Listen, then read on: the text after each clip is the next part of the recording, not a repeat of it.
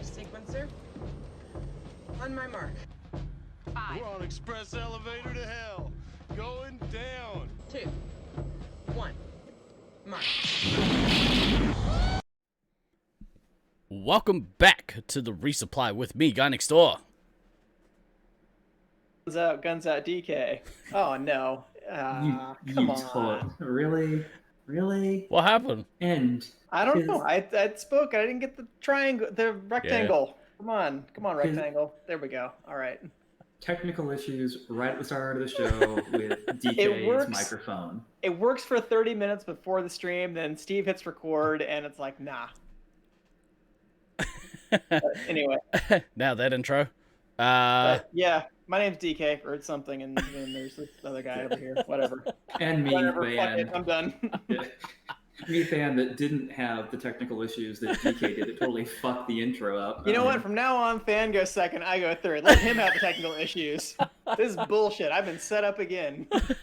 Look, we're bringing you your weekly technical issues. We're talking about Space Marines and Laserforce. Today is going to be a great DK's show. microphone turned on time. Trying to flex with guns out, but thwarted by technical issues. Oh, I don't know. I got the full effect of DK's guns. Pew, pew. Hey, especially boys. the light reflection. Yeah, that's right. What is greater, DK's upper arms or Than's head? Debate. Y'all need some front lights to really like ping all of it. No, we don't, bro. Pretty sure we don't. We're good. How's the week been, gentlemen? How you guys been? What's been going on?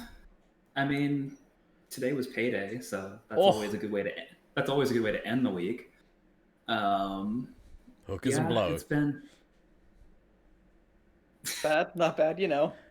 U.S. news blows like usual. Yeah. But hey, I mean, we got probably some laser tag to look forward to now. So What? Yeah, there's that. I mean, I did see yesterday that they were playing out in Syracuse. Was that correct? Were they only playing for the one day, or have they got a couple days? So Baden drove out there for a couple of days, and they played some lasers. So that was why there was some random streaming happening on the Laserforce tournament's Twitch page, because Baden was there and was like, "Hey, we should stream some games because people are starved for Laserforce and entertainment. I mean, we can only provide so much to the people in a given week." So, it was fine. Well, it popped up and there was no prior notifications to it, and I was like, "Ooh, was this the competition that DK was talking about?" That's weird. No, that is a ways in the future. Right. But yeah, it's nice to see people playing some tag. It's always nice to see. Join their local Laserforce center. So we don't have big announcements today, but we do have some preliminary news regarding the Syracuse tournament, because it looks like, based on some of the initial conversations that I've had with Fox, Beans, and Sanch, the great trio of Syracuse bigwigs. Yeah. We took some initial feelings about when would be a good time to hold an event and what the nature of that event would be. And thus far, I was actually pleased to see when the polls went out that there wasn't a lot of division in between options. It seems like it's relatively clear that the tournament will probably be the last week of July, so sometime the week of July 26th, and that the main event for the tournament will be a 3-day site-based tournament. So a kind of traditional regional tournament style, with possibly the addition of a side event, like a miniature random draw event. But we're going to probably do another poll on that next week to just get a kind of general feel as to how many people actually want to come out to play 2 events versus just, 3 days is good and we'll call it there. Or maybe that's the only kind of time that people can get off from work. I don't know. We will see what happens with that, but signs are good. It looks like there's been pretty positive response from the community. So the goal is just to be transparent and cooperative and collaborative going forward, and just everybody have a good time with it. Boy, I love me a Facebook poll. They just really rock my world. Yeah, right on. That sounds pretty cool. Do you guys, has it been more or less in July because of summer holidays? Like, is that kind of okay? Yeah, that tends to be, the kind of the balance point around, it's far enough away from school ending. You get towards the end of July, so you get away from the 4th of July weekend. But then you're also far enough from the start, from like school restarting and whatnot, that you just kind of you have this nice little seam that you can kind of work into. And the school thing was more of an issue when more of us were younger. Or younger. And some of us have stayed on an academic calendar most of our lives, but not everybody is in that boat. Right. But it's also useful because that tends to be when the centers are the least busy. Right. In the States is in the middle of the summer, so that just affords a time when sites can more or less shut down for a week to let us come in and play some games and give them some money. I think money. I think Traj talked about it on like a early episode of the podcast like years ago, but I don't know why it is that we hold tournaments down this end of the world in July, because like it's smack bang in the middle of winter for us. You hold tournaments down there in July so that we can come. Yeah, but like that's now. It's not like you guys were really coming like down the side, or 2014 really. Yeah. Aside from the odd yank. So in the original scheduling, like it used to be like over Easter weekend, basically. That's what I recall. Yeah. Oh yeah, so, but it turned out like terrible idea for businesses, because they were like, well, no, we want to run over the long weekend up to G. Easier to organize in the middle of the year, I suppose. I suppose it makes sense. Like you want to hold it away from Christmas and junk. To be fair, Queensland is lovely in the winter. Oh yeah, it's brilliant. I can't speak to Auckland or Melbourne or other places like that. But... Auckland depends on the day. Yeah. Or depends. No. Auckland depends on the hour. Yeah, actually, accurate. Let's call that what it is. Yeah, I was gonna say insert joke for Auckland, Michigan, Syracuse, yeah. A variety of sites. All the same. In certain times of the year. Yeah. Well, we haven't gone any further yet into our planning for a competition, but it is looking to be later in the year than earlier, which I think will be good. Except, I don't know if I said on this show yet, but I've decided I'm going to PAX in Melbourne in October. Nice. So whilst I'm there, I mean, of course, I'm going to catch up with the Melbourne Laserforce players. But there is a chance that we get to play some actual Laserforce. So if there's any Brisbane cats that want to make the trip down as well, if you can work that out and then also come across to Auckland, cool, that'd be dope. Want to climb a ladder right now, but damn, wind picked up. Classic weekend activity, climbing up ladders. but no, you going to PAX, that is a great convention. Maybe you go, PAX, right? Like yeah, so the PAX South here in the States is in San Antonio. Perfect. So it's like a 4.5 5 hour drive, which is perfectly acceptable now that I live in Texas. That's like a grocery store run in Texas. Yeah. In some instances, yes. Yeah.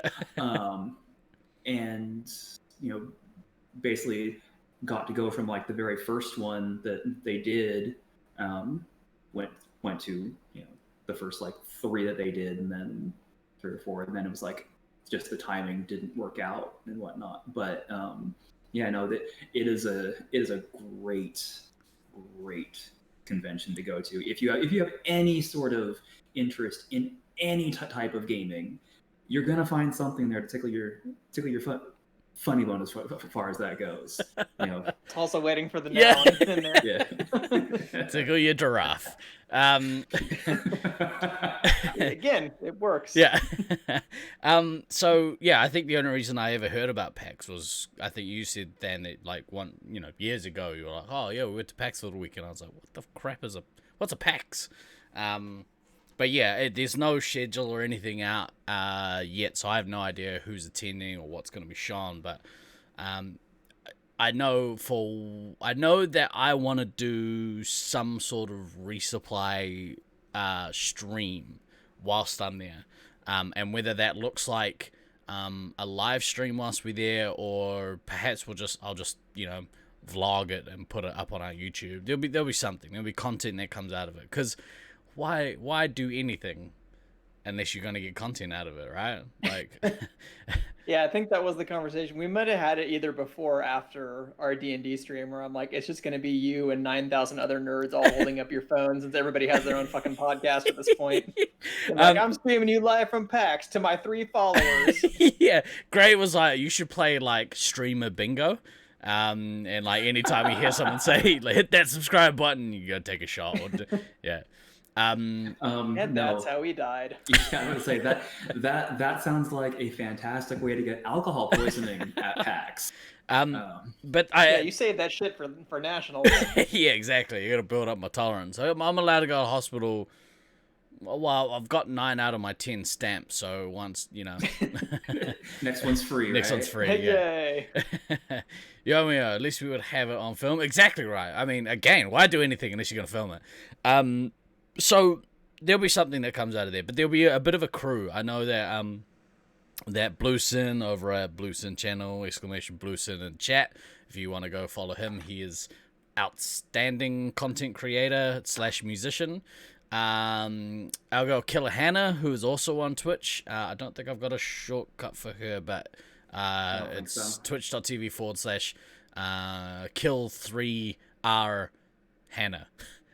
HANA. Go check her out, because she's also an excellent content creator. So she's gonna head over. There'll be some of the Melbourne players. Yes, Ducky, there are still Laserforce Melbourne players, apparently. You guys just go into hibernation for 4 years at a time. Boom, Oakley Raiders. Yeah, so I think there's a day that some of you guys are coming to join us, so that'll be cool. So yeah, I look forward to it. Oh, truly awful gaming. 6 month streak. We're trying to convince him to come over. But actually, now that you're here, Gray, not only am I going to PAX in Melbourne in October, I'm also coming to Brisbane in July.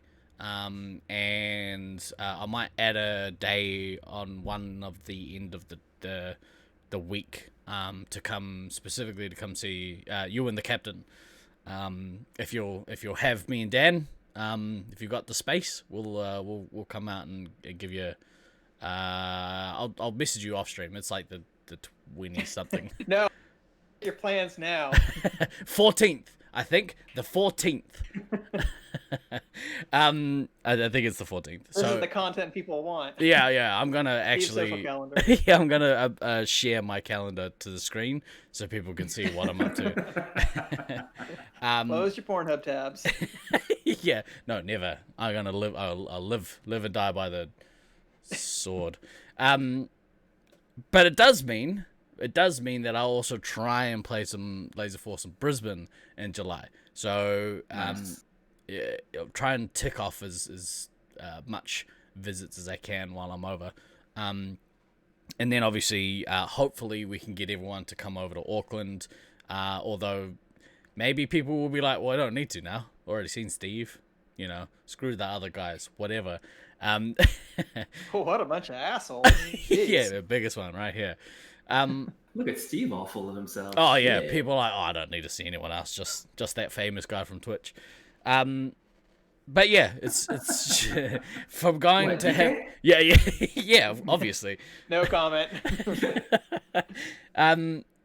Yeah, famous. But it does mean that, I've gone from having no travel on the schedule to having like a bunch of travel on the schedule. Oh, hey, I also mean you as well, Mr. Doom. That people want to come see you as well. Damn, I forgot that some Auckland people are in here. Yeah, bro, you've totally fucked that You up. haven't burned those bridges yet. No, I haven't yet. I'm gonna go out, stand on a ladder. So anyway, that's what I've been up to. Then how you been? How was your week? Things are moving. Kind of looked at how everything is kind of lining up at this point, and it's like, okay, so next Friday the sale of this house Wow, completes. that's big, man. The Saturday after Julie leaves for Australia for good. The 17th, my new house closes, and the 19th, I move from this house to my new house. So there's a whole bunch of change, upheaval, and chaos coming in my life very shortly. I'm a little nervous about that. I'm a lot nervous about that. It's going when Julie leaves, and this came up in last therapy session just randomly because it was the first time I'd really thought about it. It's like, maybe I brought this up last week. I can't fucking remember. It all blends together. But like since she and I moved in together back in basically September of 2004, like the longest that we've been apart from each other is like 16 days. So I've kind of got this like kind of thing sitting in the back of my head of, okay, so literally about the time that I'm moving, we'll kind of tick over that point at which it's probably actually going to fully sink in of like, okay, this is my new reality. And that is both terrifying and a little exciting because it's change of scenery might do you some good at that point. Well, and that's I mean being in this house for the the basically the 2+ weeks after is going to be a little weird. There's going to be ghosts. There because this was a house that we had built from the ground up, and there were things that we customized. So this house is very much it's an us place, and it being an us place with it only having me in it is going to feel a little weird. Probably short term. Yeah, so it's going to be it's going to be a thing, and it's only Casper friendly. I don't know how friendly these ghosts are going to be, Doom. I don't have an answer for that right now, and I'm probably not going to have an answer until it actually happens, and I'm either okay or I'm a fucking wreck. I mean, there's going to be no middle ground with this. I am either going to be okay in the immediate, or I am going to be a fucking wreck. Tune in a couple of weeks on the Resupply when I tell you which one it is. Okay, to be somewhere in between. It doesn't have to be an all nothing thing. Yeah. It's gonna be a transitional period for sure. There's gonna be ups and downs. Yeah. So, but kind of other than that, I mean, other than that, like there's so many other things going on. It's it's all still a process. It's all still very much there definitely yo-yo days. Some days I'm in a good frame. Some days I'm processing stuff, and it really sucks. But that's kind of the journey that happens. Experience sometimes. With any of this, and it's that whole thing of actually trying to process and figure shit out and unpack all the things, because shockingly I have a lot of things to unpack. I know everybody is really fucking shocked by that I've got years and years of various and sundry things that I need to sort my shit out on. Shocking. But trying to be aware that this part's normal, and vocalize that this part's normal, so that if anybody else is eventually going on a journey like this, maybe they remember, oh hey, yeah, that's right, this, if you're actually trying to process and work your shit out, you're gonna have some bad days. There are gonna be some real shitty days in amongst everything, but it's the process. It's ticking along.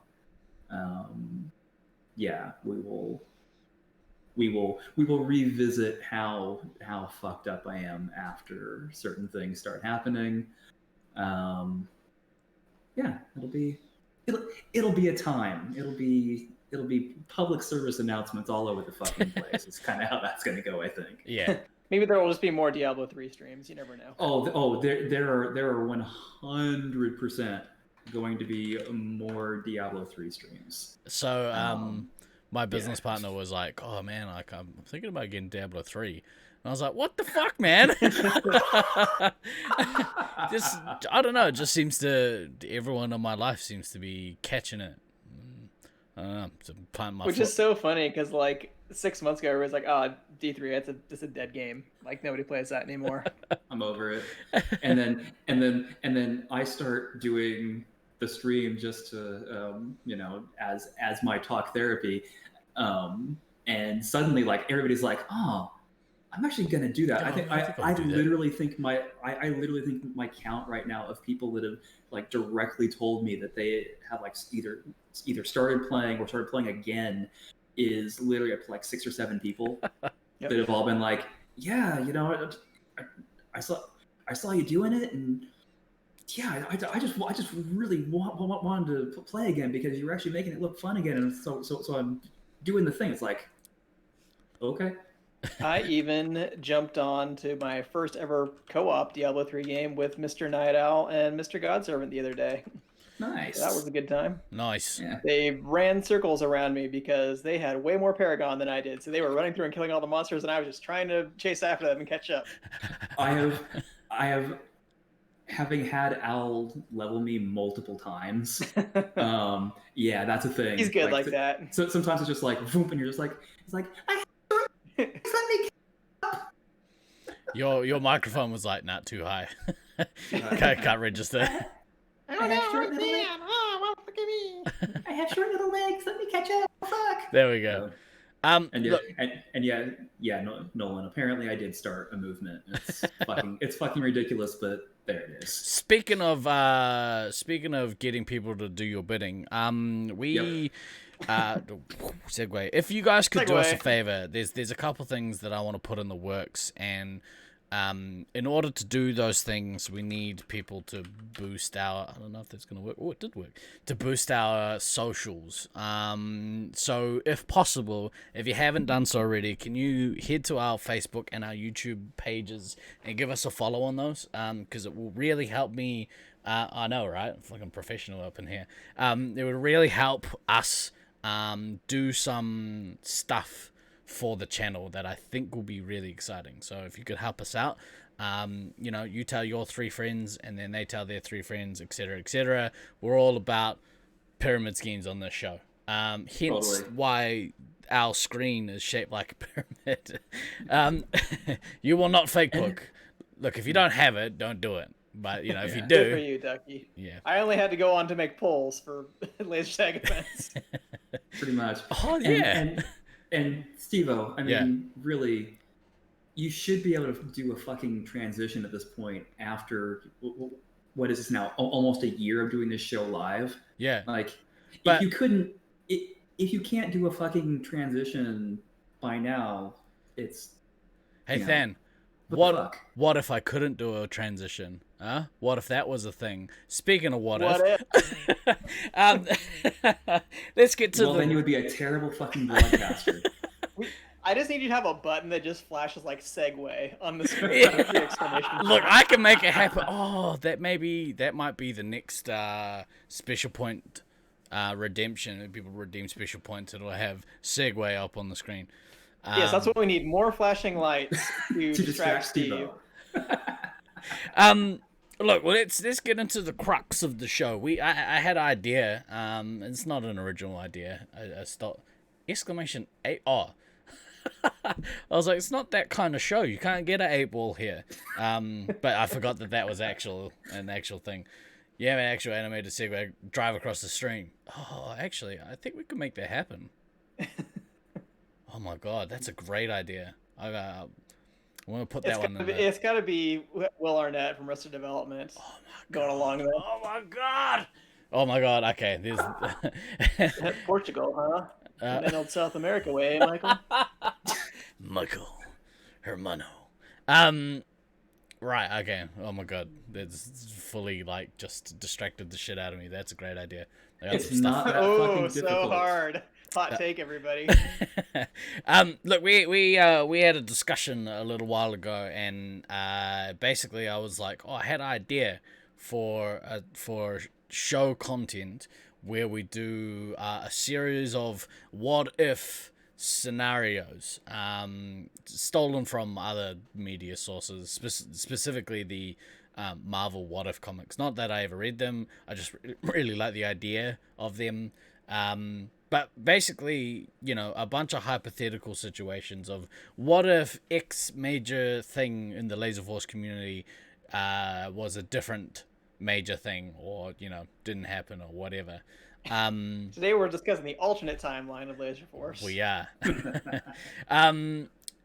Who wants to kick it off? DK, you wanna lead the discussion? Yeah, so I think we agreed that the first one that we would do was suggested right before the show, which is what if, well, either we never discovered Laserforce or Laserforce wasn't a thing. If Laserforce wasn't in our lives for some Right. reason or another, what would life be like? This is probably, I think we said this is the big one, right? This is the thing that leads into all the other things. Right, because without this one, then like there literally is nothing else, and you're gonna get a cat bunny. Oh my god. What if Fan had a tail? Oh. The universe has collapsed in on itself, and now they're just cats. That was weird. You'd still know me. That's exactly right, Mr. Doom. You would still know me. But how would life be different for... That's not the segue we asked for. It is now. That's our jumping at transition.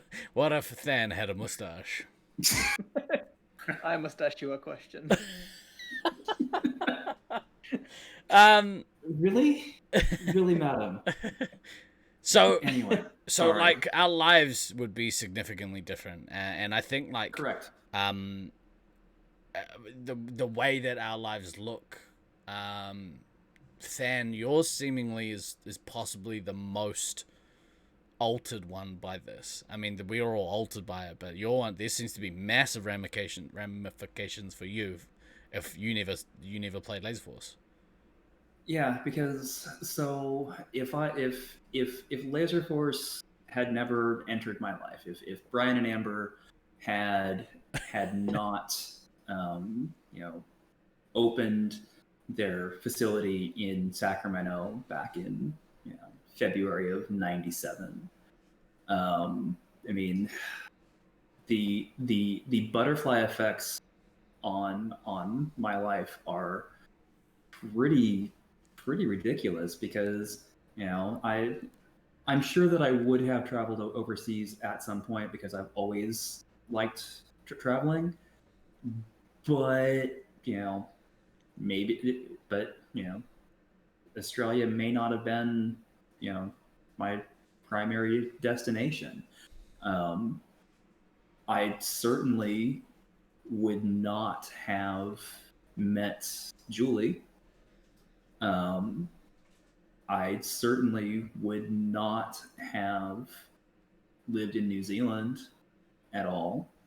I certainly wouldn't know any of you idiots, because there would have been no reason for my path to cross any of yours. Does it and it potentially informs where I've ended up career-wise, just because some of the pathing I've taken with jobs has been directly related to, oh well, I was in New Zealand and that's where I got the call center experience that I got in in the finance industry and all that, which made it so when I came back to the States, I was able to was into a telecommunications call center because I'd already done that. So yeah, I certainly don't fucking live in Texas. If that happens. So there are some silver linings. Yeah. Valid point is fucking valid. Although I can't say that Texas has been bad to me on an individual level. But yeah, fuck this state, dear God. Anyway, moving on. But yeah, from a I don't know what my life looks like at that point. Like, it's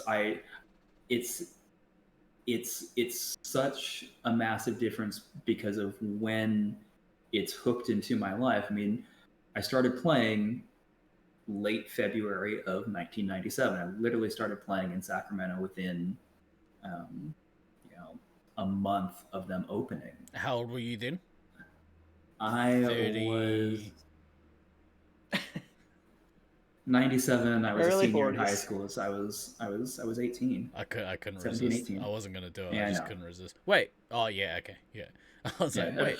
We're not close in age, but no. That doesn't work that way. Sorry. I was 17 when I started playing. I turned 8, and funnily enough, the only reason I got a membership was because two of my friends bought it for me for my birthday. Like, that's the only reason I had a membership. So yeah, there's this whole so at the age of 17/18, like this hooked my life.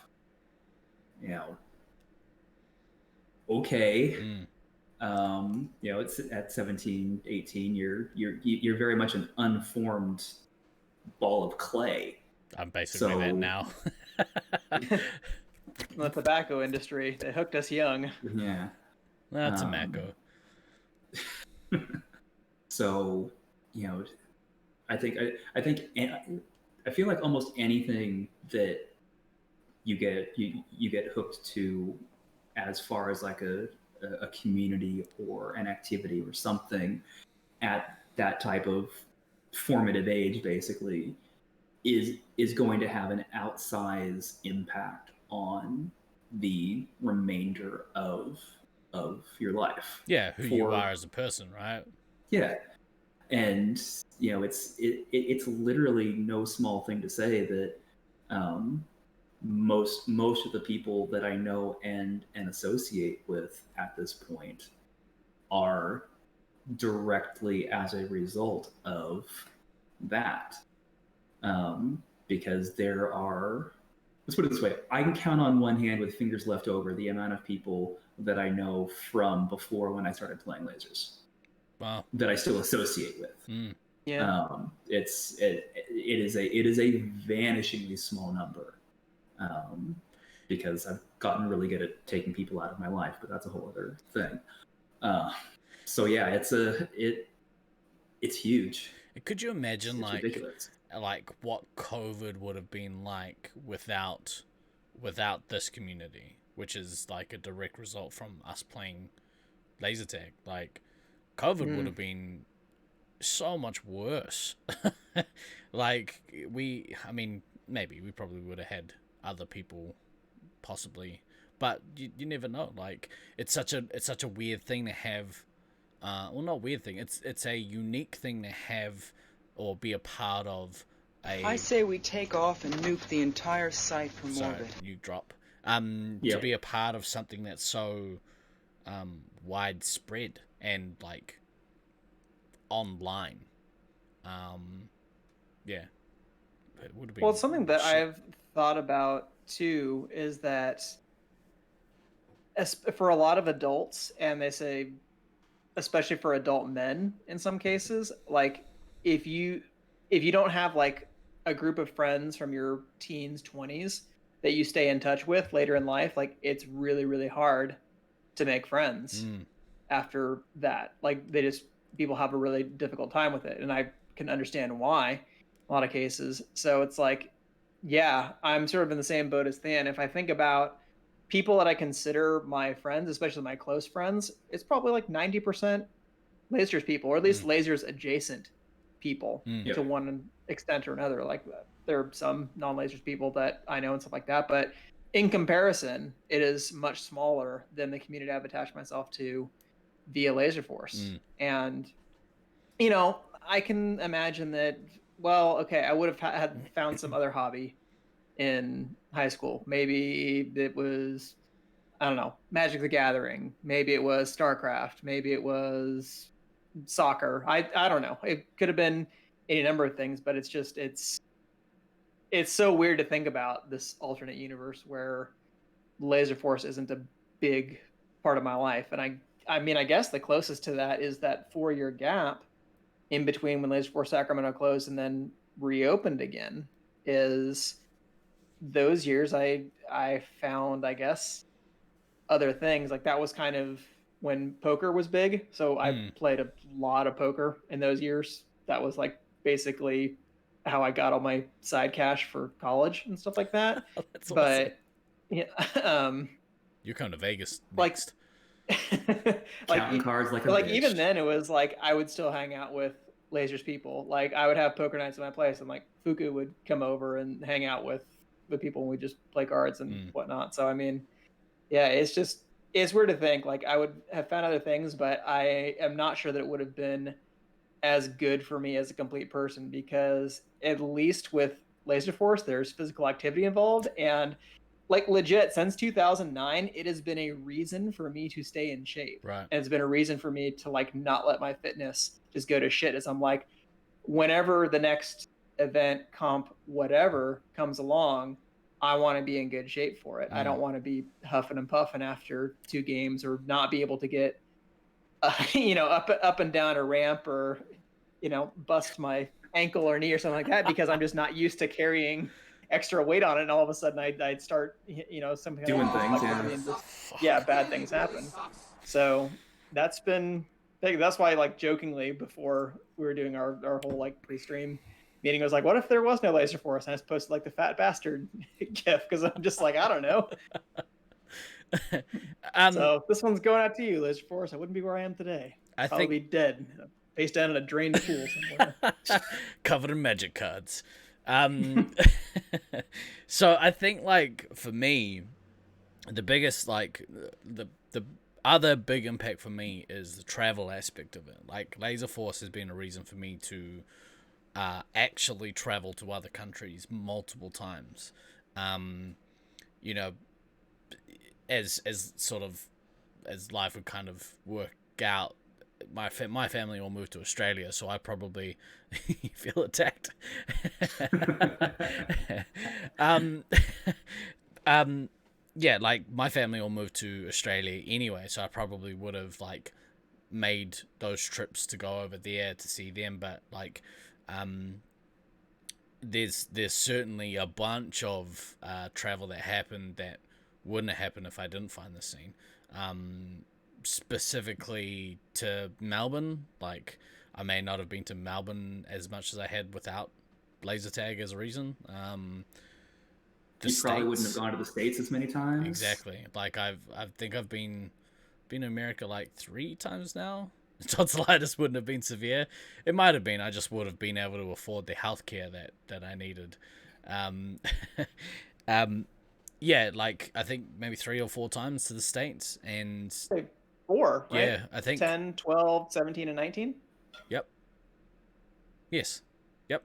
Absolutely. And then you had one other trip because then me and Dan came over. Yeah. Yeah. So out of the 5 times I've been to the States 5 Picture times. from the airport. I remember that. Yeah, that's right. We went and got pie, and then several years later, I found out you don't even like pie. what a a-hole. Actually, no, that's a bro move. That is, you're like, hey, I don't like pie, but I'm gonna take you to get pie. I'm gonna get you guys some pie. That's what you want. We had the good barbecue though. Oh, that was all good. It was so good. Such a good barbecue. I hope they're doing okay. But yeah, like yeah, one out of my 5 Laserforce trips has been for one out of my 5 US trips have been for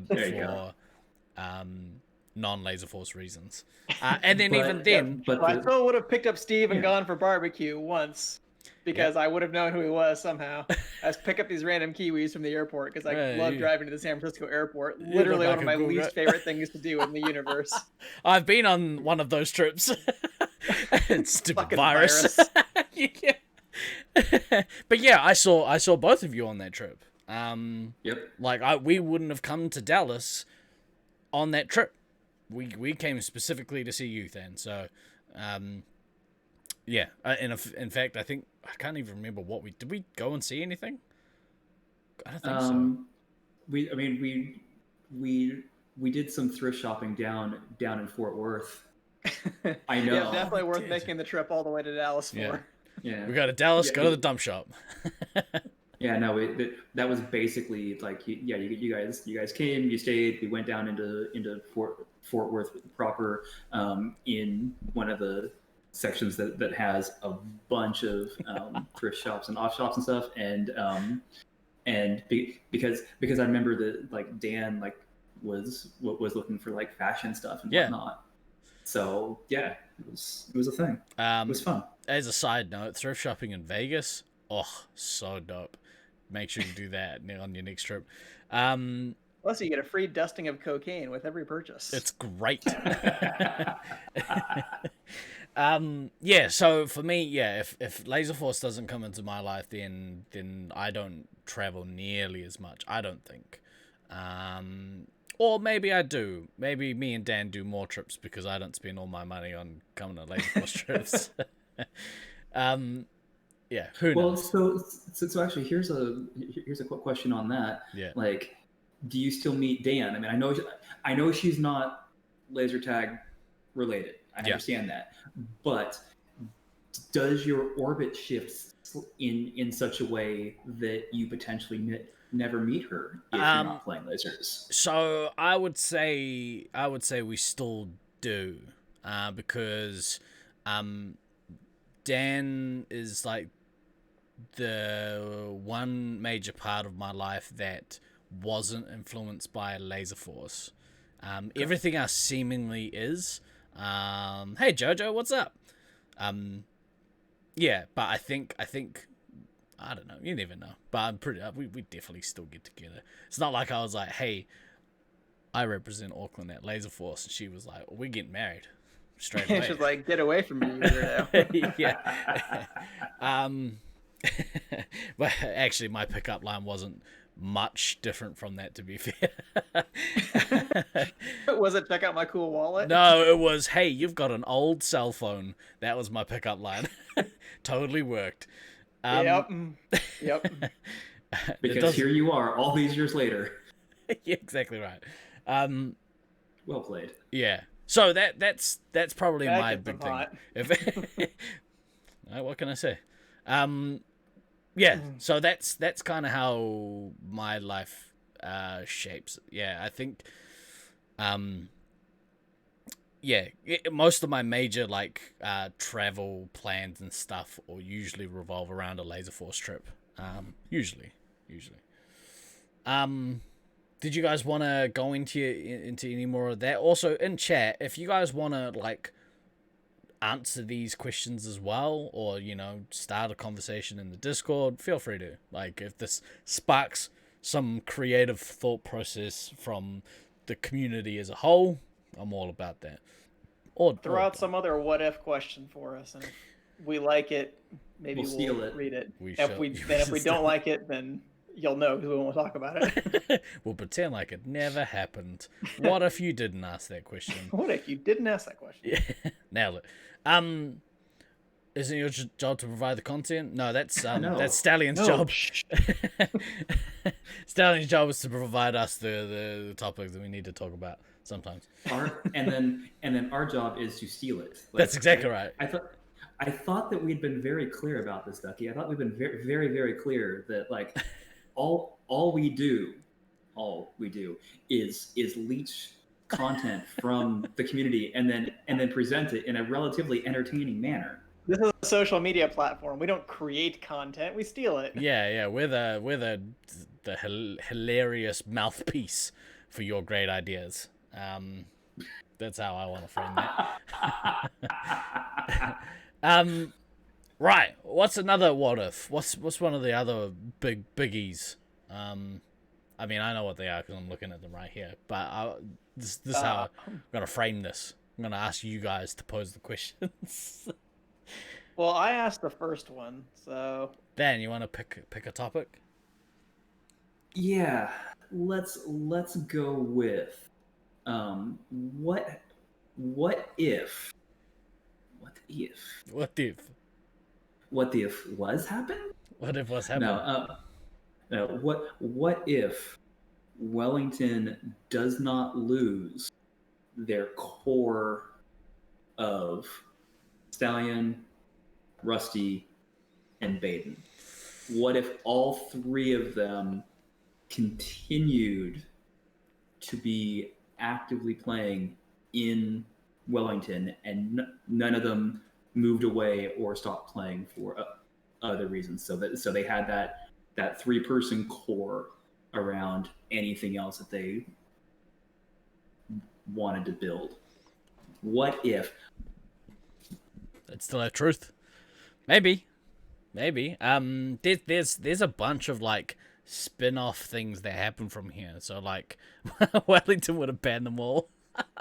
I mean, to be fair, that is actually a very legitimate thing that could have happened. I mean, okay. Next question. It's over. No, two I mean, of the three. Banned. Two of the three did, right? Like, I mean, as far as I'm aware, Rusty never got a ban, but like, he left That's too soon. only because he moved away. That's like a self-ban. Yeah. yeah. But I mean, yes, that would have been. But I mean, that is one of the butterfly effects that we could go down, is that somehow all three of them end up banned. None of them moved away from Wellington. Well, now you've got this impact that Brisbane never gets Rusty. How much would that have impacted them? Who knows? Well, that's definitely, that is a different what if. We're talking about Wellington that right is now. kind of a. That is an it's entirely different connected, what it's if. connected. Like it spins off. So like, Let's finish the Wellington one though first. I think that if you had that core nucleus, and I was talking about this with Stallion during the week. Like, you have the core nucleus together. Don't smile at me. And you throw Truth back in the mix, and two other randoms. Deadly. Yeah, I was gonna say it wasn't Deadly, like part Deadly. of that Yeah, support group. that's right. Deadly. Before his brain injury. That in itself, nucleus.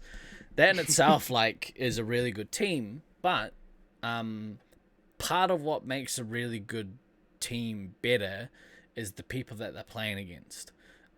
So, if they had a continued like that and they had their member base of 12 regulars, I think we still potentially see Wellington continue on as a participant in competitions.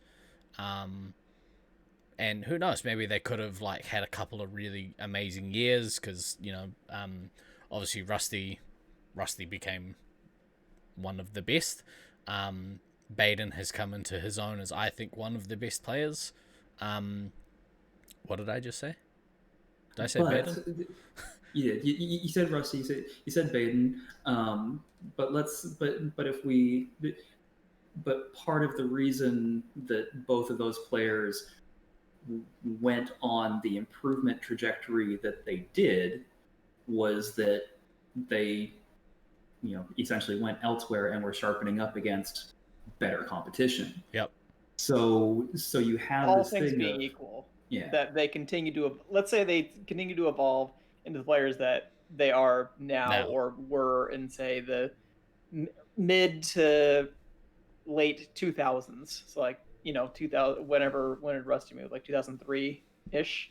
Yeah, they're shortly thereafter, I think. Somewhere in there, yeah. So, and Diane makes the point in chat that the having the people to play against was definitely an issue when they tried to train their top team for 2000. They just didn't have the competition to play against, and there's only so much you can mitigate on that, as far as like splitting your A team between things and basically running them against each other with other people. There's that you can mitigate that to an extent, but there's only so far you can mitigate that.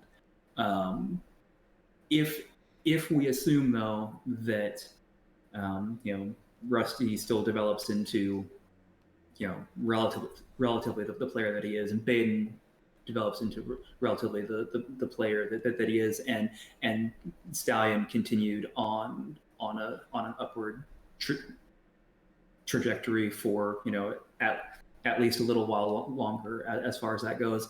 Like that would be three very, very strong players, and then Deadly was also a very good player. I mean, before his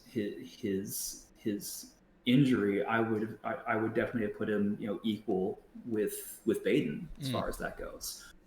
So now you've got 2/3 of a team that is extraordinarily strong, and then Truth was no pushover. So okay, now you've got 5/6 of a team that is all very, very strong and decent. Okay, well now you just need a sixth person, which there were definitely enough people hanging around at that point to be six players. So you could have a scenario in the escalator. That's where I was going. Where Wellington could have been one of those teams that was competing for the title each year. I mean, Brisbane obviously would have still been fully in that mix just because of the nature of how they play every week.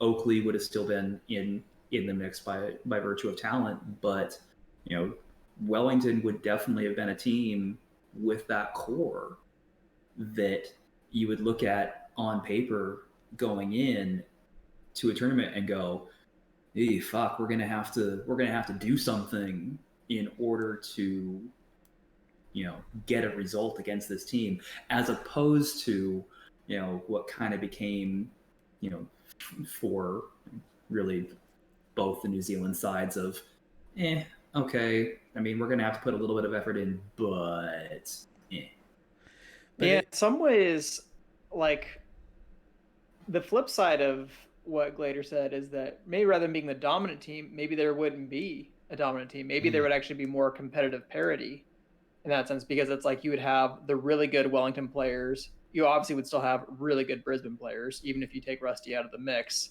They still have how many players we can name over the years. Yeah.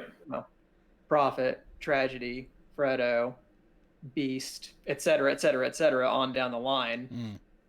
And I mean, Auckland, you guys have had success in tournaments too, especially in like the mid 2000s. You were as good as any of those other sites, so that could have been really interesting to see if things had gone a little bit differently. But it's also possible things could have just blown up and gone in a different direction. But yeah, I don't know. I always like to envision scenarios where there's like more parity between sites and it's more competitive every year, such that like you really can't pick what the pecking order is going to be before the tournament even starts. Which, I mean, we've had our share of surprises over the year, but in a lot of cases, it's like, we probably think it's going to be the home team and like, well, Brisbane if they're visiting, or whoever the best team is if we're going to Brisbane, or Brisbane B if we're going to Brisbane. That was going to be my point. Stallion is a stronger Wellington would likely have had more road trips between Wellington and Auckland, and yeah, that's kind of what I was thinking, is that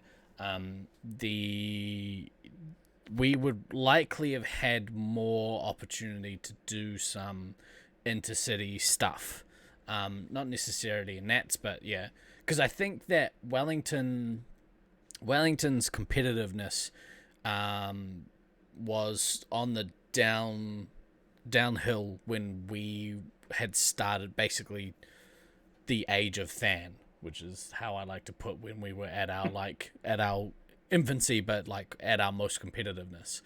And correct. Yeah, and if that had stayed, that Wellington was still, highly competitive, having a couple of the world's best laser or Space Marines players. I think that there would have been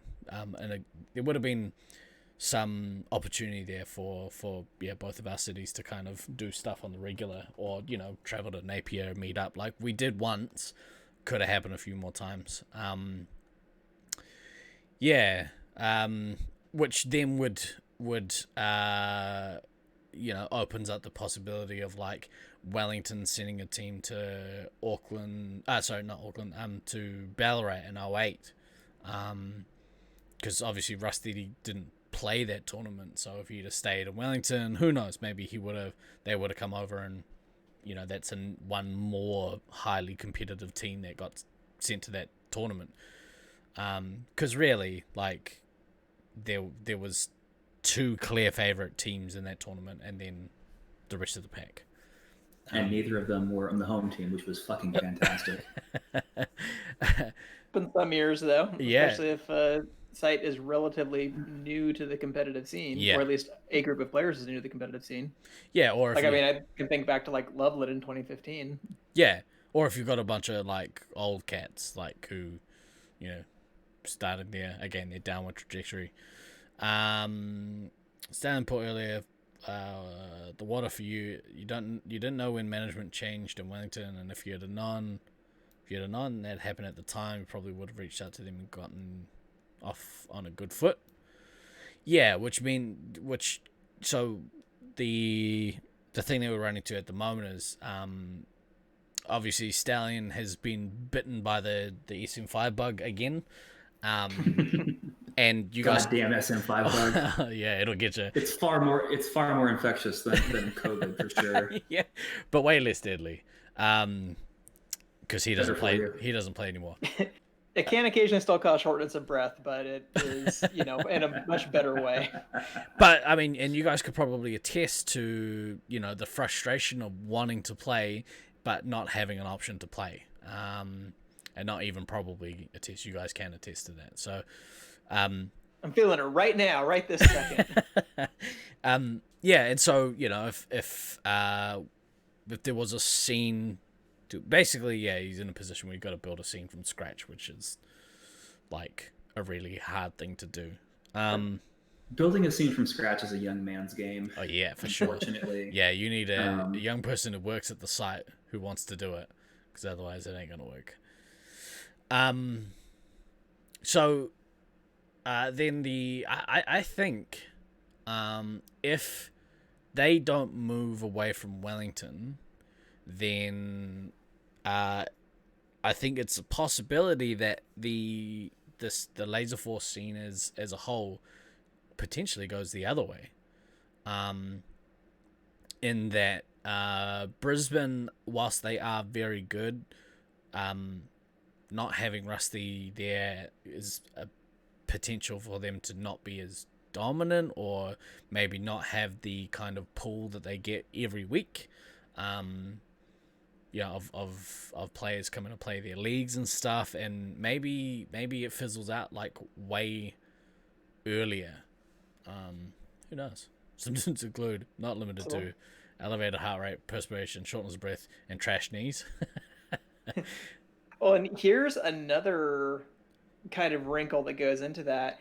If that is the case, and there is a lot more competition and parity in between Australia and New Zealand sites, do we get the same kind of crossover in the international scene between Australia, New Zealand, and the US as we ended up getting like post 2010? Because I feel like part of the reason that happened is that the Australia, New Zealand scene kind of was on the decline, and their Nats were not being as either as well attended, or there just wasn't as much kind of energy behind organizing them at the same time as there was an upswing for the US. So if Australia and New Zealand Nats stay really competitive, do we really see as much crossover as we have? And maybe I'm overstating how much crossover there actually is, because it's like we get one Australia team. We got two, I guess. We got Brisbane, and we had the Auckland team that came over in 2017 and 2019, right? Yeah. And we've only ever had, I guess, a couple of U.S. teams go over there, but still some kind of crossover. I don't know if that happens either. I mean, we're at the point now where we're starting to get people who, where we were as youngsters, who are like, hey, like Laserforce gives us a reason to go to other countries, gives us a reason to travel. So I think we were just hitting that, and that kind of got squished by COVID. But hopefully people are motivated to come and travel, down here next year. That'd be kind of nice. I'm highly motivated. Me too. Highly motivated. Glader makes a comment in chat. I think a large number of players would not have left if he never moved.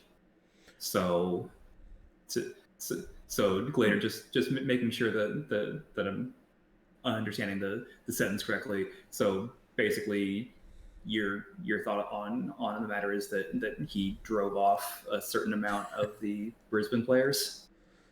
Question mark. From Brisbane or Wellington? If other Wellington players would have left here. Well, I don't know. I don't know which way I'm supposed to. Yeah, this is why I'm asking the clarifying question. Are shots being fired or not?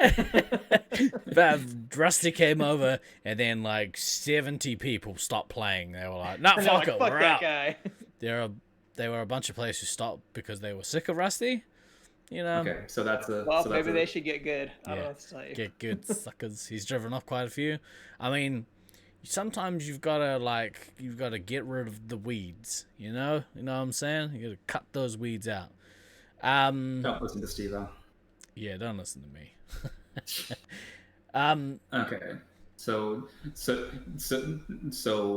the moving away to Brisbane potentially cost Brisbane players. I mean, how many players do you want, mate? Do you want like 100? They want all of them. Yeah, fucking greedy assholes. Oh no, we only have enough to run a regular league every year for the last 20 years. Right. So, actually, but, So, you want all of them. Right, what was the other one? Oh, was there anything else we wanted to touch on there? That's enough for that question. I would have loved to have seen, like, the greatest Wellington team of all time. That would have been pretty cool. Yeah, 'cause I don't think we ever got to see it, right? We never got to see that. No, the closest you came was the quote unquote Brisbane Wellington hybrid team in 2006, right? Was technically how that was labeled. Oh yeah, so Deadly and Baden played. Yeah. Which is weird because didn't Wellington have a team? No. What year did like Gus and Mac? They came to Brisbane, I think. They came to Brisbane. Yeah. And I'm thinking of the Oakley B team. Oakley had a B team, right? Yeah, that's right.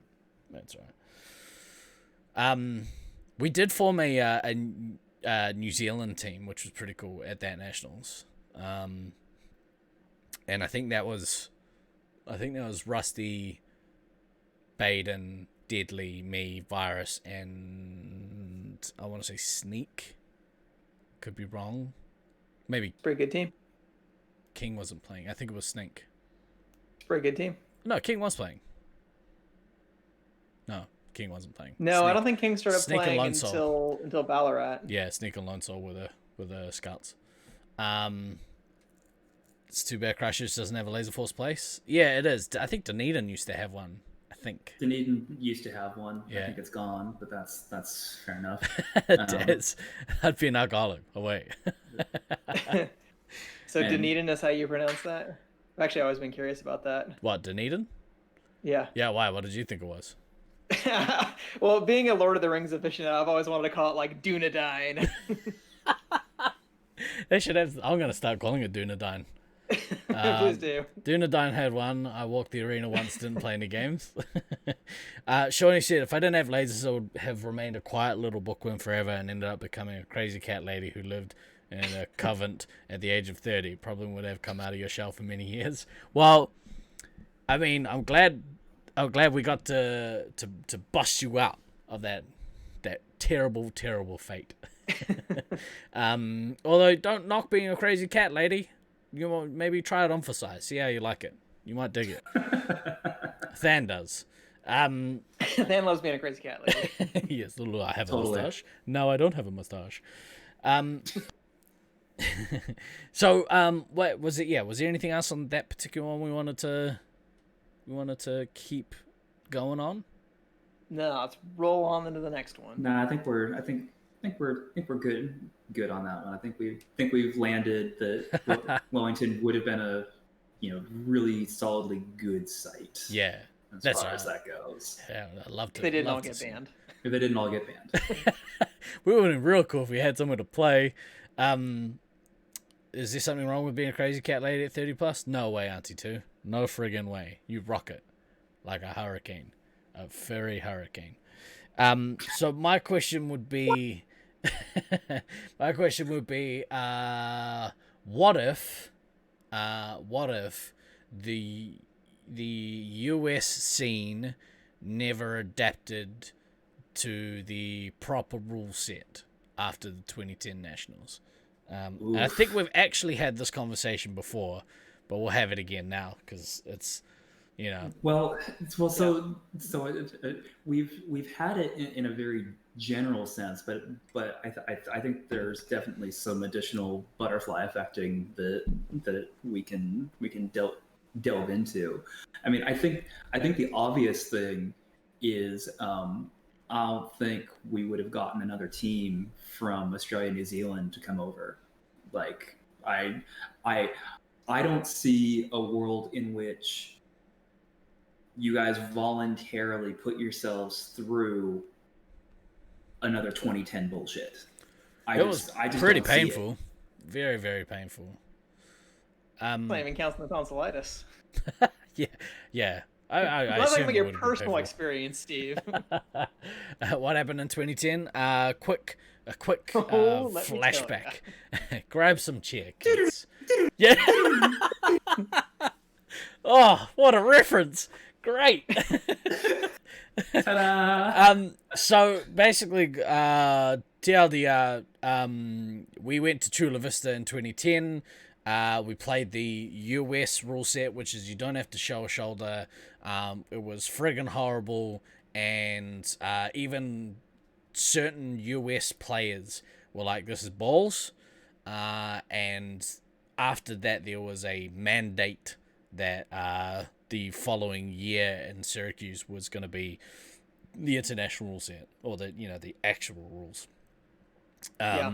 Well, and just as a side note to that, like, there was definitely a concerted movement among some U.S. players also to try to find a way to write backtracking out of the rules, because certain Chula Vista and St. George players did not like it and thought that it was a bullshit exploitation of the rules. And I had a very long, frustrating conversation with certain of them about why no, it isn't. It is just an element of the chasing rule, and it actually is not really that hard to get around. And Brisbane, mostly Rusty and Trad, proved actually throughout that week in 2010 that no, even when you had those narrow walkways on Chula Vista, backtracking was no guarantee of keeping your resup safe, because Trad just kept coming in, running right past the heavy so he could avoid the backtrack, and then just waiting till the resup came up and then kicking them back across the other side of the bridge. I don't remember the maze at all. I remember tiny little mirrors along the side, but that's about it. But I do remember that conversation being a thing. They were like, yeah, the Australians, all of the Australians, yeah, just do it as an exploit. It was an exploit thing. And yeah, you're right. Like, it proved that the boys proved that, yeah, it absolutely wasn't a guarantee. What is an interesting thought, though, is if the US had stayed with the rule set, you might see a couple of things different. Like, you wouldn't have got us from down here to come back up, which meant, I don't think me or you, DK, would have had the relationship that we do now, because I wouldn't have met you in the flesh.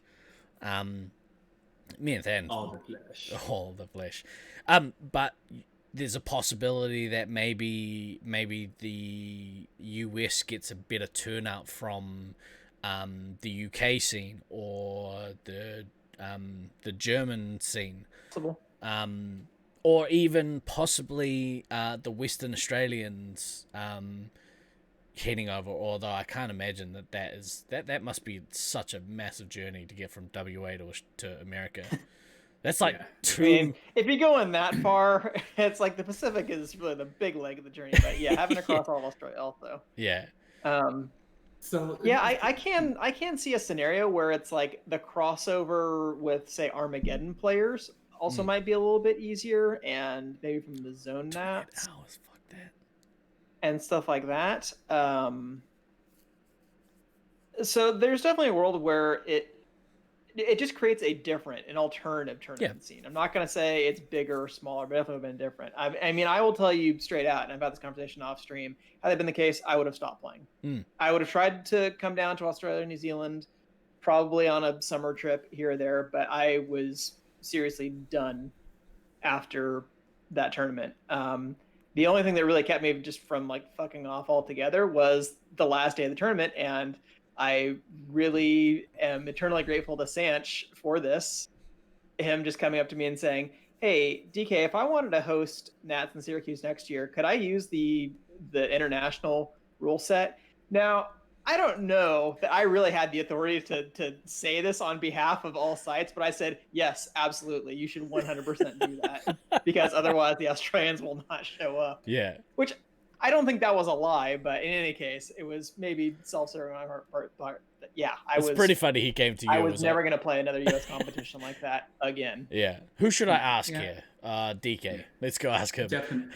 Yeah, well, and the time of my life that was in too, we have that what if Laserforce wasn't in your life. It almost basically wasn't for the next 4 years, because that was literally a couple weeks before I moved to Portland for 4 years. And at that point, after that tournament, and then we played, I think, 1 or 2 more members nights in Sacramento.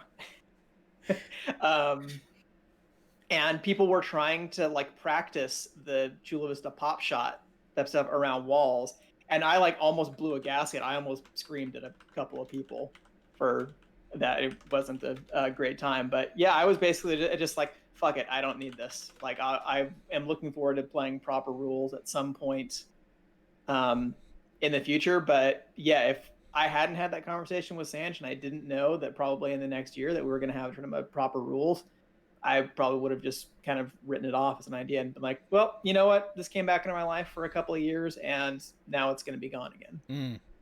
It was a good Because I hated it. Is my least fun tournament I've ever had. I absolutely hated that tournament. It made me cry.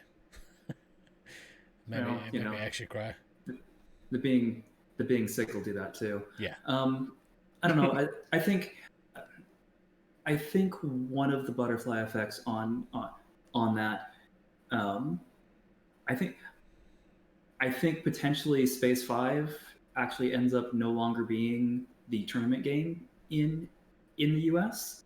I think that it actually probably gets changed to Space 4. And the reason I say that is because of the lives component and the basically it being virtually impossible to actually break certain people out of positions at times. And so I could have seen, okay, well, it's all going to be pop shots and this, that, and the other. Nolan, it would not have been D&D. Shut the fuck up. That game is so fucking broken. It's D&D. fun, but it's fucking broken. The game, our win that we had over the Australians in 2002. Don't knock D&D. Yeah. That was our moment of glory, Than, in an otherwise shitty week. Oh, you mean when I spirit linked you and you said thank you? Yeah, that was cool for me. Yeah, I don't know why you did that, you dick. I still time stopped. It was cool. Nice. Yeah. But and in all, I mean, D&D could have turned into a tournament game, but I honestly don't think it would have, Nolan. I honestly think that it would have gone to something like Space 4, where it could have run as with 4-person teams with 3 teams in the maze, because it would have gone down more of the zone and quest pathing, where it was 3-team games. But here's my thing on that, Than, is that you would have needed an advocate to actually have somebody switch those games, because really I think you and I have been the only people who have raised that idea that, oh, well, if you want to get rid of the following rule, you want to get rid of the shielding rule, just play Space 4. I honestly haven't heard a lot of other people make that argument, and really the only site I feel like ran a ton of Space 4 was Sacramento. I don't know of any other sites that ran nearly as much Space Marines 4. We did in the early days, like before my time, in 2002, before Space 5 became a thing. Yeah. And even after Space 5 became a thing, like, I'm pretty sure Auckland more or less just played Space 4. From what I've been told. But I mean between like Chula Vista, St. George, Detroit, Syracuse, any of those sites, unless I'm mistaken, but in the conversation I've had with people, I have not heard them talk about Space Marines 4 as really much of a game at their sites. So where I'm butterfly affecting with that is that, like, right now we're talking through a lot of the sites that are known Space 5 sites. Like they've been to Space 5 comps. But there were actually some of the smaller sites that were playing Space 4 that just never made it to an actual tournament. And so going along with the simplified bullshit rules, while they're bullshit, it's a much lower barrier to entry. Space 4 is a much lower barrier to entry. So I feel like what would have happened, as the rules had the lower barrier of entry, I feel like you would have had people looking for a game with a lower barrier to entry. And Space 4 is that lower barrier to entry game. Now, is it conceivable that that happens and it all falls off a cliff and there's suddenly no competitive scene in the US? For sure, that is 100% a possibility that happens in that. That's my alternate vision. If DK can't have lasers, no one can. In Soviet Russia, lasers play you. But then then there is also that chance of, okay, well, the rules have a lower barrier to entry. We found this lower barrier to entry game, and especially now with how many sites are being swapped out for Laserforce gear now. Granted, a lot of them are FECs that don't really have any interest in having competitive players because it's not what they're there for. It's not their thing. And I'm going to come back to this. The reason not D&D that Nolan and now Stallion in chat has suggested is because there's still the lives element, and the lowest barrier to entries games don't have a lives element. You get to play the full. You get to play the full period, and so if you're running those 3-team SM4 7.5 minute games, you get the whole thing. You're trying to get a rise out of me. Fair. You got to see what me. If D&D? What if D&D?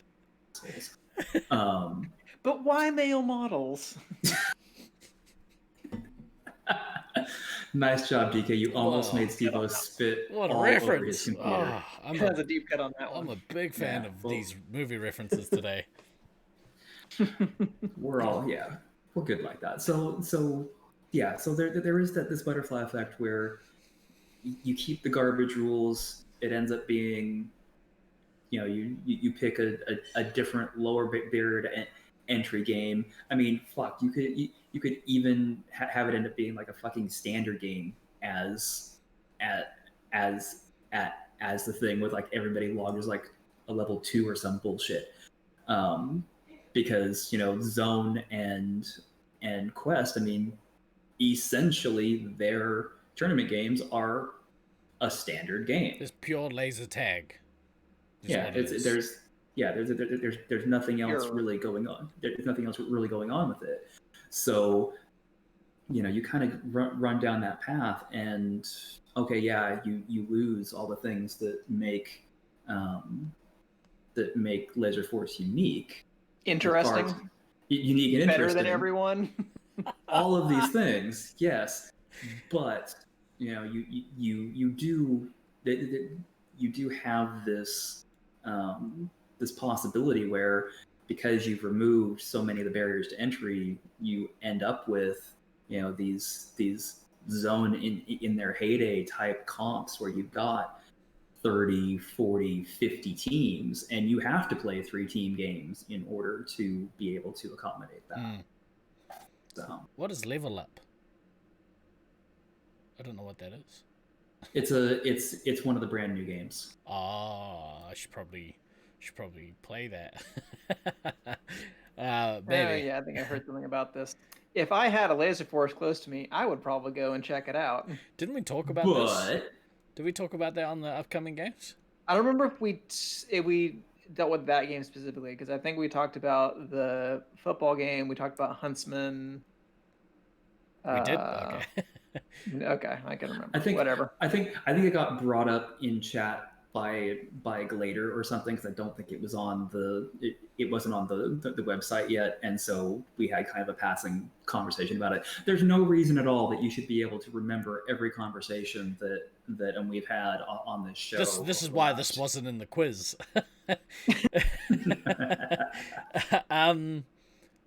Right on. What if we were the rule set? Yeah. I think we probably would have seen I get forced into early retirement.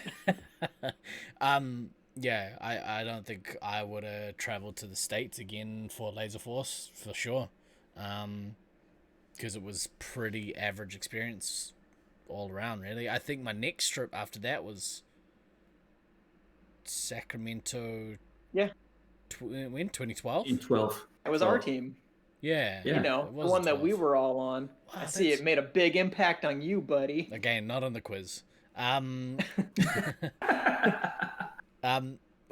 should be another what if. What if Fan doesn't die as ammo in our semifinal game? Could we not? I remember that. What if? I think we were probably taking third in that tournament regardless. So What if? that's a whatever. What if Flint doesn't pull that amazing nuke chain and be in the one place to fucking kill me? Yeah. Plus, it was a Yeah. nuke over nuke too. Yeah. If mine had gone off first, it might have been totally different. But Yeah.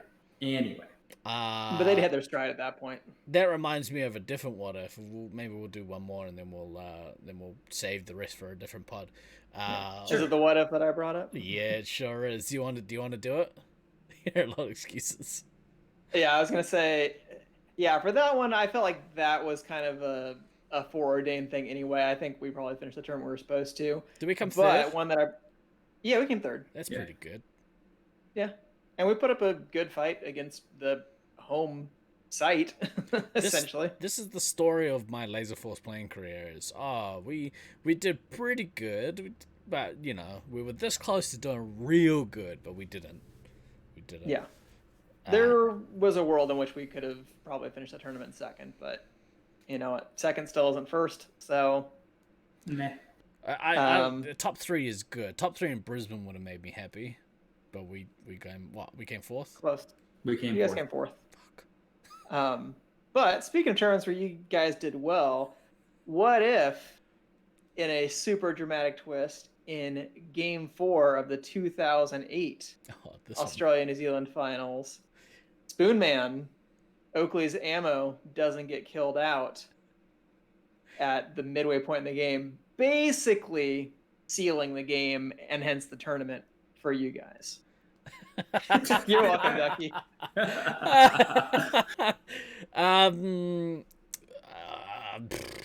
Asterixes probably wouldn't have been a thing. Yeah. I mean, I don't recall that being a thing because I don't really remember the games. The games are now become a blur. I could probably go back and watch them and be semi-reminded. I watch them every 5 years or so. Yeah, so you can recount all the medikits. Oof. Oof. Idiots. What if didn't count medic hits for that tournament? What if you just gave Hoodlum the trophy before the tournament like you should have? And didn't? What if he was in 6 to 8 weeks post-surgery? Yeah, because Ducky had hernia surgery, I think it was, right? Yeah. Right, Ducky? So something like that. I definitely remember that Ducky was not 100%, and we definitely used that to our advantage. Maybe I wouldn't have been the best heavy at the tournament. Just saying. In fact, I don't think I was. I think you got MVP still for that tournament, which really bugged me, fucking forever. Hey, you got it in Brisbane. I mean, that's an accomplishment. Yeah, it felt like, I don't know, the Lifetime Achievement Awards that like they give out at like the movie thing, that the Oscars, they're like, we're not giving it for like one particular thing, but we give it for a playing career. That being said, I'm very grateful. I was very, very happy. Don't even get those. Yeah, that's right. Ain't no asterisks on that, bitch. Gotta hold on to those things when you get them. That's right.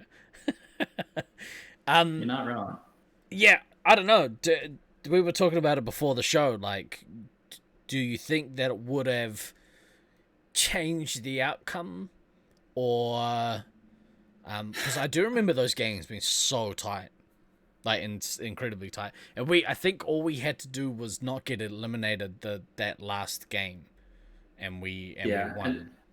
I can't remember the specific point spread, but I do remember, very specifically having a conversation before the game of literally all we have to do is not die, and then now that is when things usually start going wrong. We say yes. All we have to do is survive. Don't roll a 1. Yeah.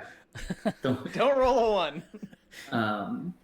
but I would have to go back into the stats and see what the differential was before before that game. I mean, certainly Foodman dying when he did not help Oakley in the slightest, obviously. Yeah. Because when he died, we were in the process of being kicked. Like we were not having a good time at the moment that he died. Was pretty much how that was going. And also when he died, Ducky did not have many shots. No, he had like 2 or 3, I think, from rewatching stuff. And there's a very clear moment in that game for when he realizes he is out of shots, because you can hear his scream on camera when he goes to take it. He's obviously gone to take a shot.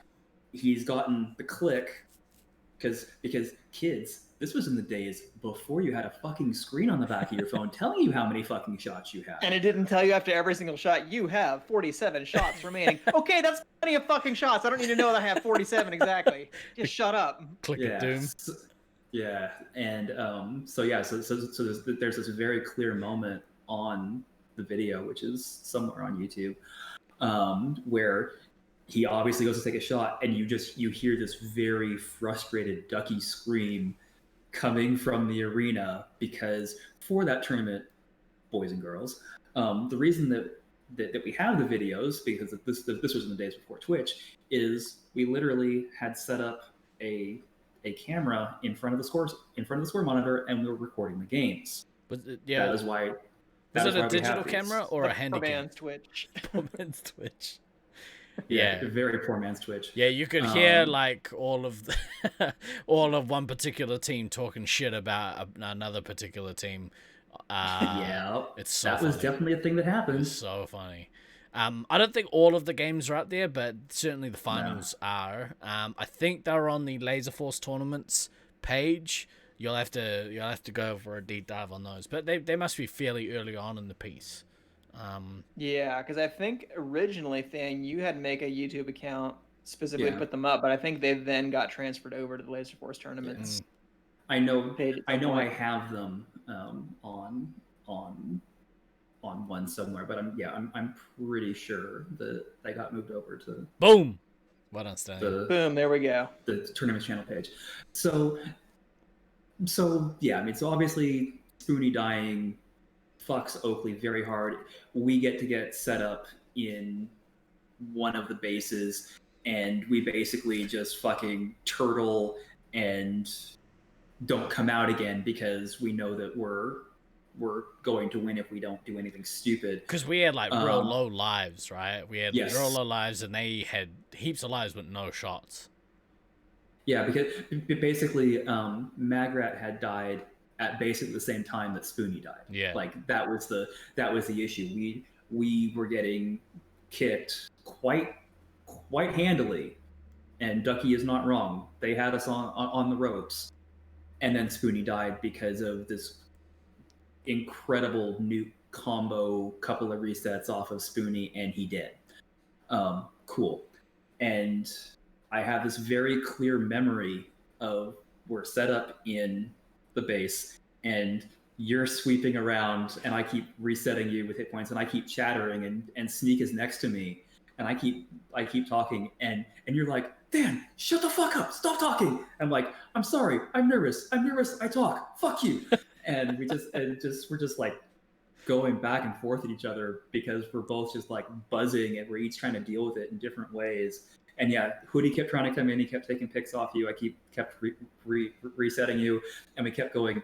Okay, they're gonna rush. We didn't realize like nobody had any fucking shots. Yeah.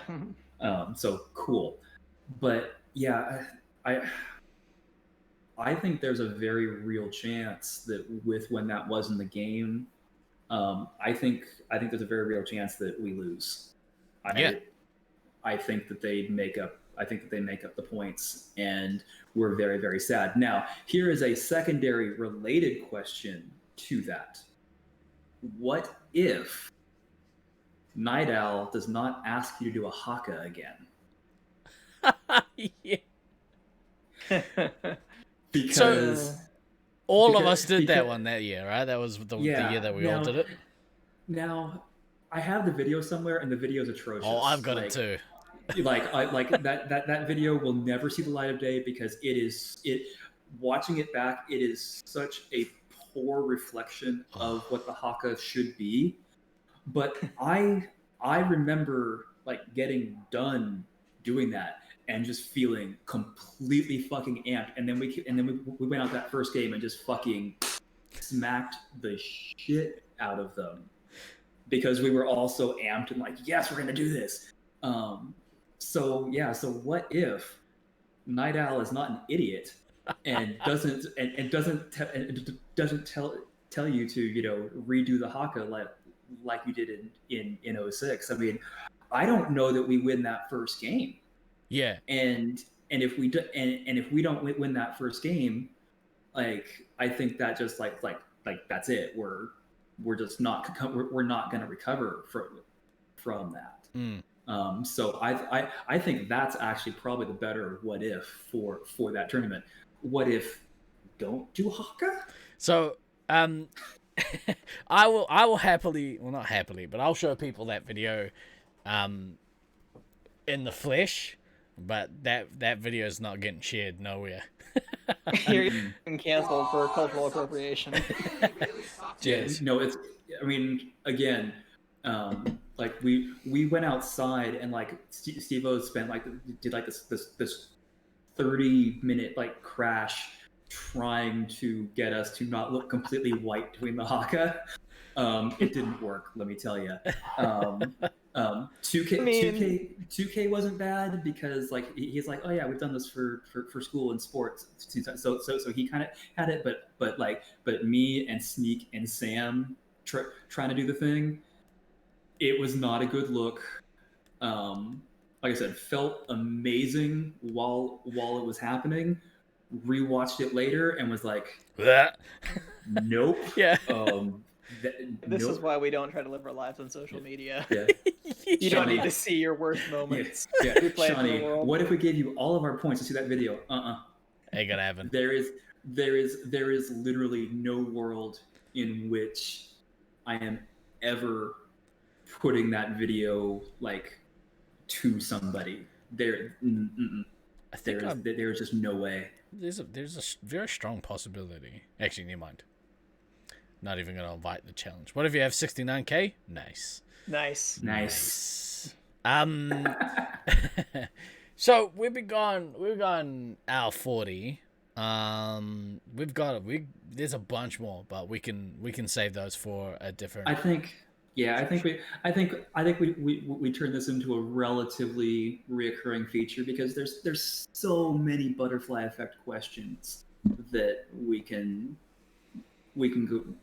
go on that I think we end up doing a disservice if we try to just cram all of them into one episode. So I think we've done enough for now. I mean, we have been moderately entertaining for at least one person in chat, so it's fine.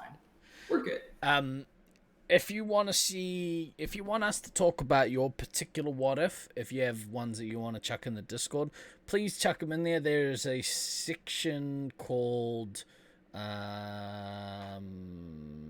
stream ideas. Yeah. Whoa, how did you do that? Oh, that's weird. There's a weird delay on the camera. That's all right. There's some Diablo 3 to go take care of. Well, now I know. At least next week for D&D, I'm just gonna see Ducky spamming points in the chat. Well, yeah. If you wanna, Adrenaline surge. Yeah. If you wanna see, us talk about your what ifs, chuck them up there. We've got a few more that we'll talk about on a different episode. Coming up this week, we have there'll be some sort of stream on Tuesday. I think it'll either be Laserforce if my knee is up to playing and we can get the numbers. If we can't, then I might do a stream with Dan. We have like 5 NBA Top Shot packs to open, so we'll do that on stream at some point because yay, content. Yay, pyramid The only schemes. thing more addictive than Diablo 3. Yeah, it's the new Diablo 3. I got done with my Lego build this week, and boy, it is friggin' amazing. It looks so dope. If you haven't watched it, the VOD's still up if you want to see the final episode of that. But I've got another Lego build lined up. My business partner is going to give me one of his sets to build, so I think that'll be the Batman tumbler from Batman Begins, and whether or not we do that starting this week, we'll see. Thunderdome Thursday will be back. We have a whole new world of games that we can potentially play now that we've figured that you could do remote play, which is cool.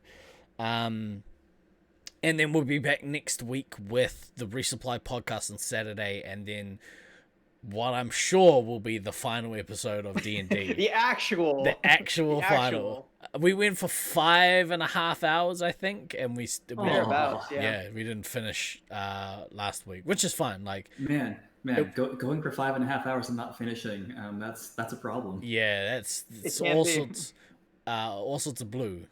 Yeah, all sorts of blue. All sorts of blue. So yeah, we'll be playing again next week. But for this week, I have been #all16. I've been Guy Next Door. I've been DK. Yay, it went through. I say we take I've off been and Van. nuke the entire site from orbit. Jojo just nuked over you. What a dick. You're like, I've been DK. Yeah, anyway. Look, almost got the hoodie deads. Oh, we did. Don't roll a 1. Always remember to backtrack, kids. We will see you next week. Peace. Later.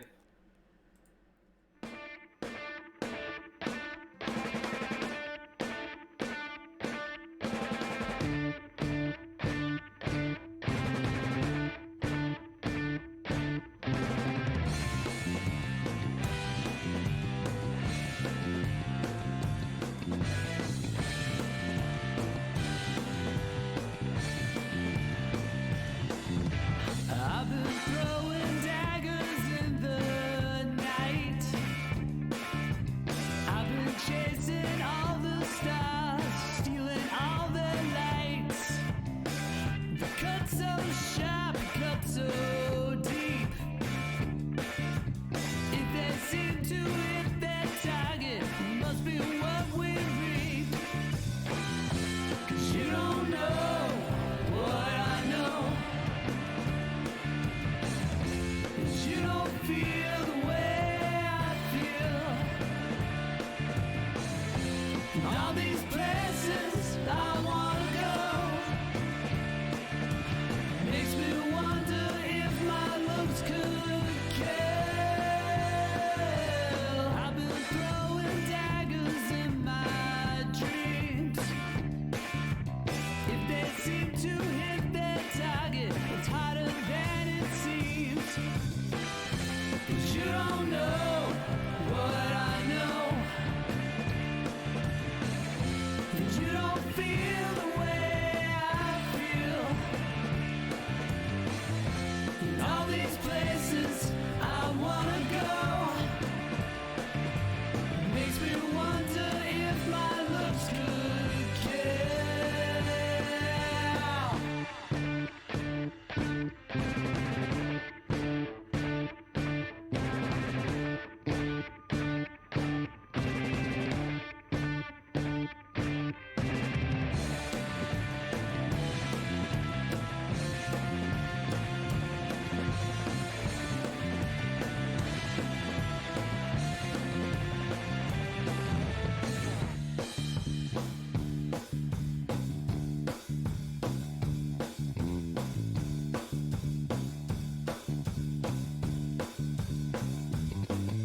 I'm a well-known stranger, walking my own path.